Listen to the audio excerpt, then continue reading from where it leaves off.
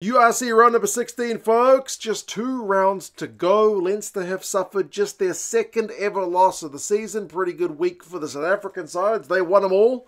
Only side to beat a Welsh side this week was another Welsh side. Not so good for the Irish, the Scots, or the Italians, though. There's a draw in the mix. We'll go through them. How is the log looking? And you guys can let us know your thoughts on how things are going in the URC as we really head down to those kind of final couple of weeks, which we'll see those final few playoff spots secured or lost. First game of the week, I did a full match review for that one. Glasgow against the Bulls. I was very keen to see how that one would go, with it being a kind of top of the table clash between second and third. And it's the Bulls who get the win away from home, 26 points to 19. With, I think you'd have to say, a great defensive shift being the platform which saw them secure the win. Jan-Hendrik Wessels got man of the match in that one, I think pretty deservedly. The Bulls made a whole bunch of tackles, forced mistakes from Glasgow. Glasgow maybe still feeling a little bit of a hangover from that Champions Cup loss a couple of weeks ago. Yeah, have not been in kind of championship form the last 2 weeks. So potentially this week off coming up as we head for Champions Cup semi-finals comes at a good time for Glasgow. You feel like they could use just a bit of a refresh. Whereas the Bulls, maybe the week off, I know they get to travel back to South Africa, but they're in some fine form. As we head into the business end, the Bulls are going to be certainly there or thereabouts this season, which is a good prospect for Bulls fans, a scary prospect for everyone else. I mean, the Glasgow guys were not helped by Brown and Rowe going off in the first half, but I mean, the Bulls were just making tackles for days. The Wessels tackle on Cancellieri just set the marker for how the Bulls were going to defend throughout that game. They made 180 all up to Glasgow's 109 tackles. So, yeah, tries through Grobelaar and Creel, plus 4 penalties. Sees the scoreboard tick over enough, 26 points. Glasgow did get a couple of late ones. They got one through Dobby when he came on in the first half, and then late tries through Steyn and McDowell, but it was all a bit too little too late. Just the losing bonus point for Glasgow. So, yeah, Glasgow's been a hard place for guys, away teams to go, but the Bulls gave it a pretty good effort and, yeah, looked really, really good value for their win. So 26 points to 19. They will be pretty thrilled with that one. Cardiff and Munster, second game of the week, which was on at the same time. There were 3 games played at the same time of the Friday game, so I didn't tune into this one live. I have since gone and rewatched it because I was curious to see how Cardiff got a win over Munster and put a real dent in Munster's hunt for the playoffs. 26 points to 21. I mean, great crowd at the Arms Park. Seems like it was a sellout, so that's fantastic. And the crowd were really getting behind the boys. Remember, they got to go to South Africa for their final 2 games. So last home game for Cardiff this season. Potentially last home game for a bunch of their kind of stalwart players who will be leaving at the end of the season. Cardiff had a try chalked off early with a forward pass, which a bit brutal, seeing as Munster scored not too long later with a nice, really wide pass of their own. But then Munster got a yellow card. And Cardiff punished with a couple of tries. Faletau with the line break and the assist for the first one. And then Millard got the second one. It was Hammer Webber got the first one. So, yeah, it was a good lead for Glasgow. But back to Glasgow for Cardiff. Glasgow game's done, Mark. And, yeah, once it got back to 15-on-15, relentless pressure from Munster saw them score. So, real kind of tit-for-tat stuff in the first half. 14 points to 12, halftime lead. Cardiff escaped an early second half yellow. Just was penalty only, but Munster scored anyway from the resulting penalty after a high tackle. So, 21 points to 12. If I'd tuned into that game at the time, I probably would have assumed Munster would just kind of run away with it. But then Munster got pinged for collapsing them all. Penalty try. Yellow card, 21 points to 19. Back to game on for Cardiff. And it takes a while, but towards the end of that yellow card, they got a second try of the second half. So 26 points to 21. That's the final score of the game. Sheedy did hit the post with a 73rd minute penalty. But, yeah, yellow cards. 3 of the tries for Cardiff come during 14 against 15 men. And one try was a penalty try. So, yeah, Munster just chucked the kitchen sink in at the death. They went from their own half. They went, how many phases was it? 23? But were denied when they knocked it on towards the end. So, cracking win for Cardiff in terms of their playoff campaign. That's as good as they can hope for. A bonus point win. They've put themselves in the best position possible. If they can pick up any points on the road in South Africa, that will increase their chances. But I mean, for Munster, out of the playoff spots at the minute, by no means out of the race, but this would have been a game where they would have liked some more points than just a losing bonus point. Penalty count was 11-6, with Munster copping more. Both of them made 24 tackles, which is quite a shift. Faletau made 20 and had 17 carries, so yeah, big day at the office for Cardiff. And then the other game, which was played at the same time, Zebre and Edinburgh, played out a 25-all draw, which doesn't do Edinburgh's hunt for the playoffs any favours. Like, Edinburgh have got a relatively, I don't want to say easy draw, but they're not facing any of the big guns between now and the end of the season, but they probably needed 4 points from this game, and they don't get him. They only just got the draw when Matt Curry went over on the 81st minute, and a cracking conversion from the sideline to get a draw, because Zebre were up in this game. So it's a bit of an escape for Edinburgh. Geez, they've been unconvincing. I know they got guys out, but I feel like Edinburgh's got a better squad than, where are they on the table? 10th? Speaks to the competitiveness, I guess, of the mid-table, because there's a lot of teams who are there or thereabouts, and Edinburgh at the moment are not there. They are just not there. I mean, we had a fair wait for a try in that game. I've only seen the highlights of it, but Zebre were the ones who got things underway. Fusco bagged a double. Trula got one, and they had a couple of penalties in the last 10 minutes, which seemed like it was going to be enough, but Fencer got a couple in the second half to get Edinburgh back on track. Close range jobs. That guy knows his role. And then Matt Curry, as I said, in the corner. So, yeah, Zebre will be disappointed.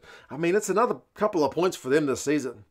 So, in the scheme of things, Zebre's season has gone remarkably well, because traditionally, as long as I've been following the URC, they have been down the bottom of the cellar with the Dragons.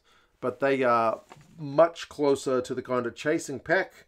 They're a few points behind Connacht, but they are closer to Connacht than they are to the Dragons, put it that way. So they seem to be looking up, and they're playing some fun rugby. I mean, JC had 8 defenders beaten, so he's a real live wire. Darcy Graham had 3 clean breaks. So, yeah, possession and territory pretty even. Kicks from hand pretty even. Scoreline at the end, even. 25 all. Lions, 26-7, got their chasing effort for the playoffs underway, but it's really a week too late. They needed to win last week when they were at home against Benetton, who, by the way, got flogged in their game, so maybe it doesn't speak well for the Lions. But yeah, 26 points to 7. At least they got a win, but they didn't get a bonus point. They only got 3 tries. Why would I guess you got to secure the win, but the Lions were kicking penalties.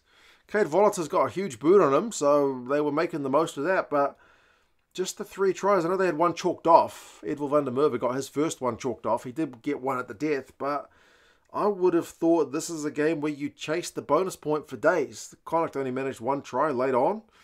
They were almost nilled, but yeah, that's a bizarre one. I've only seen the highlights of this one, so I'm not sure, but the stats, 9 clean breaks to 2, 24 defenders beaten to 10. Yeah, only scored 3 tries and kicked 3 penalties. Yeah, I don't know. Shouldn't you be going for the 4?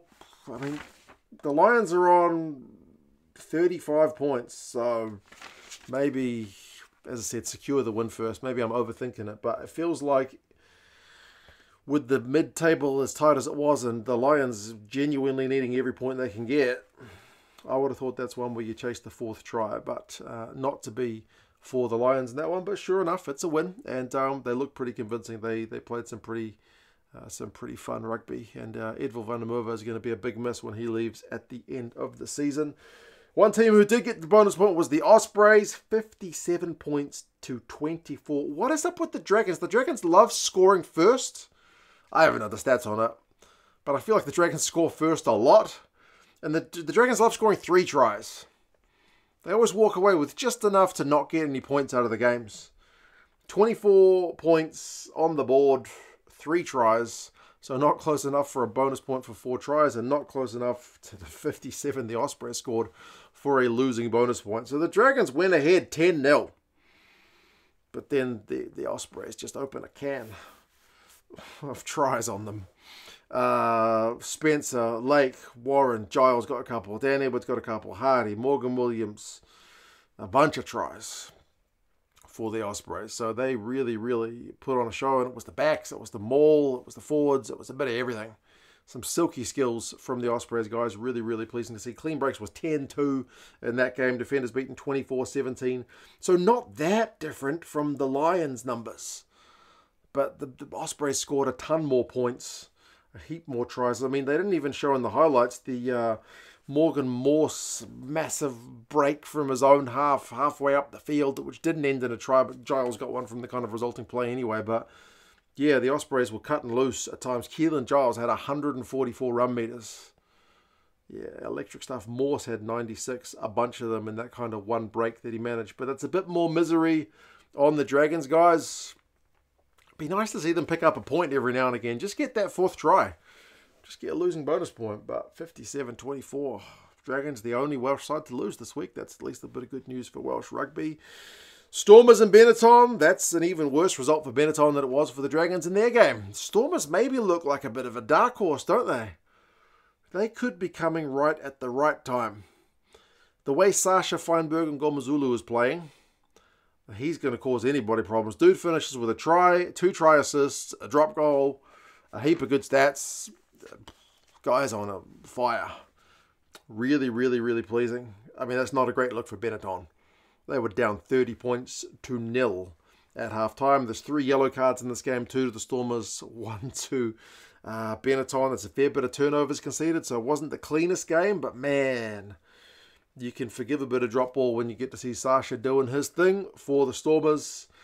Sandy, Dan du Plessis, Sinatla, Tennyson, Zas, De Villiers, and Gomazulu himself all score the tries for the Stormers. So like I said, maybe they are just finding a bit of that kind of clinical edge come the right time of the season. Because at times the Stormers this season have just looked kind of a bit like the Sharks look. You look at the team and the names, and then you look at what they're doing on the field, and it doesn't seem to compute.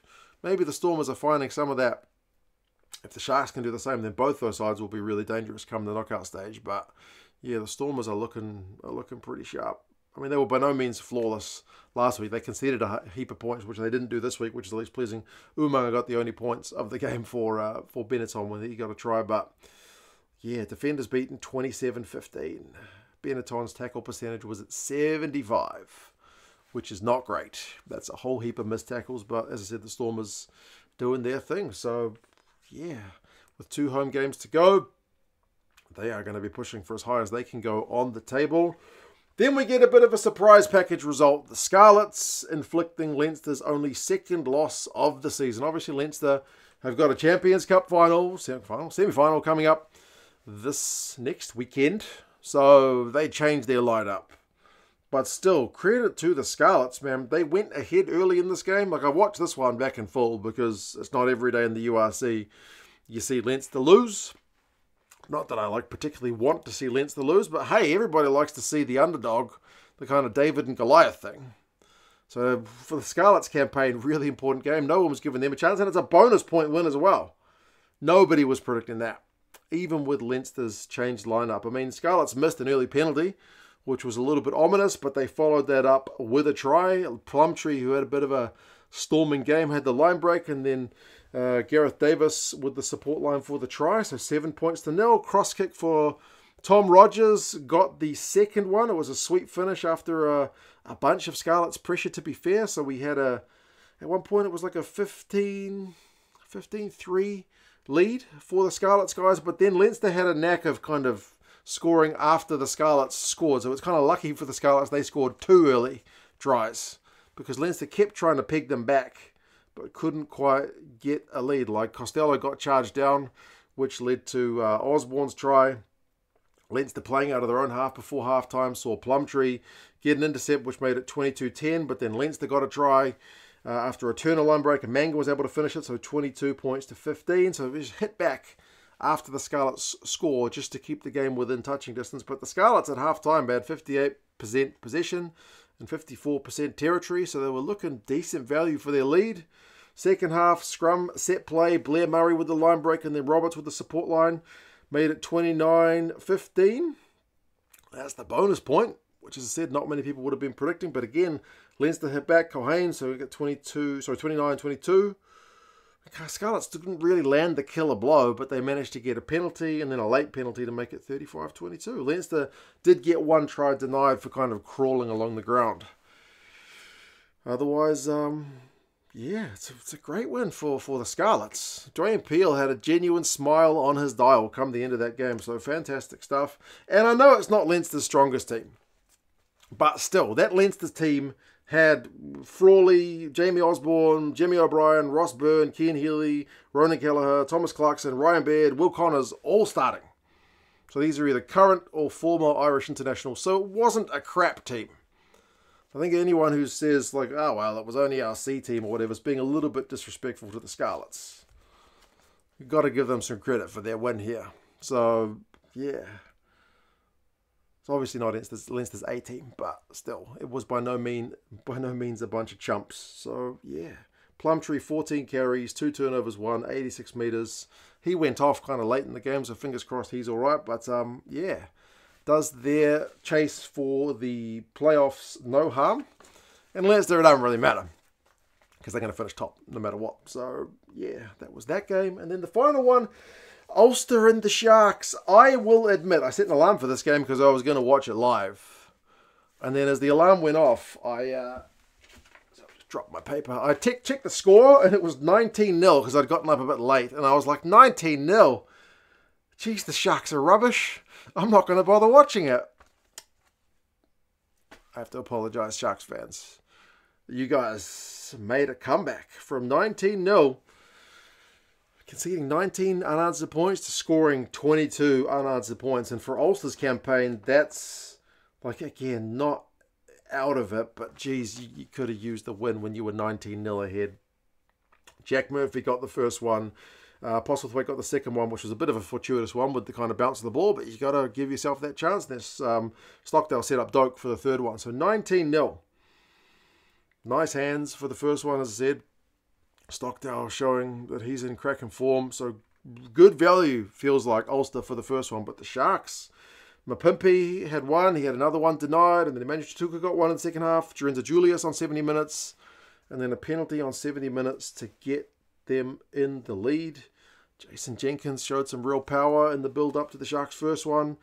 Good carries over the advantage line for the Sharks boys for the third one. So, quite the comeback. Not every day you see a team come back from 19 points to 0 down. You guys who watched the game live will have to tell me if the Sharks were good value for that comeback, because the Sharks are in bloody fourth, and sometimes I don't know how. Because they've got a hell of a squad, but they still seem to be stuttering at times. But, again, apologise. 19-0 down. You were not dead and buried. You got the result. Stockdale had 4 clean breaks. Ethan Hooker had 3. So, yeah, some silky skills from both sides. How is the table looking? Leinster, as I said, still comfortably in first on 67 points. The next best side is Glasgow on 59.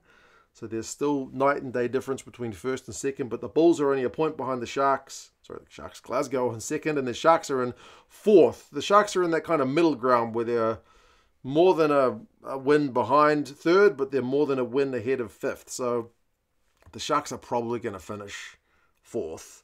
Cardiff on 46, Stormers on 45, Scarlets on 43, Benetton on 41. Those guys are hanging on to the playoffs for the moment. Remember, Cardiff and the Scarlets will be off to South Africa, whereas the Stormers will be at home. And Benetton's also got Munster on the same amount of points as them, just out of the playoffs on 41. Edinburgh's on 39. Ospreys on 38. Ulster's on 38. So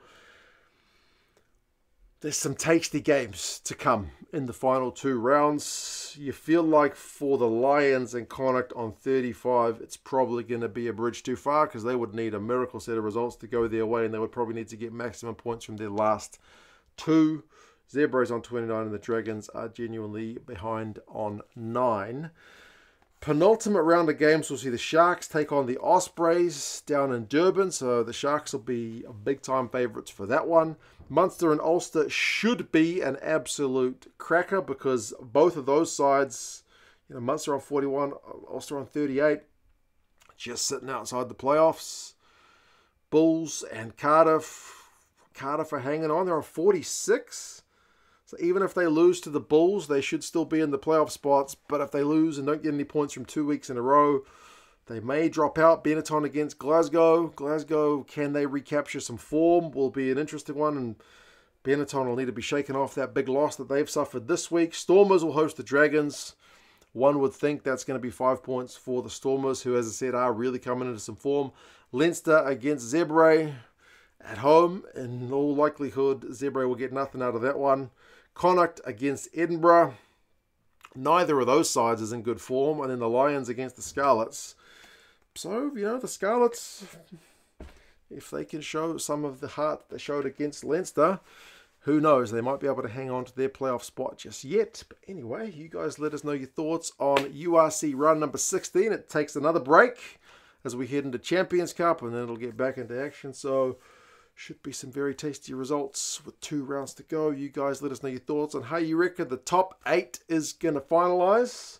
Are the Sharks or the Stormers potentially the real deal, or is it going to be Bulls and Leinster in the final? You guys let us know your thoughts. Take care, and I'll talk to you again soon. Ta-da.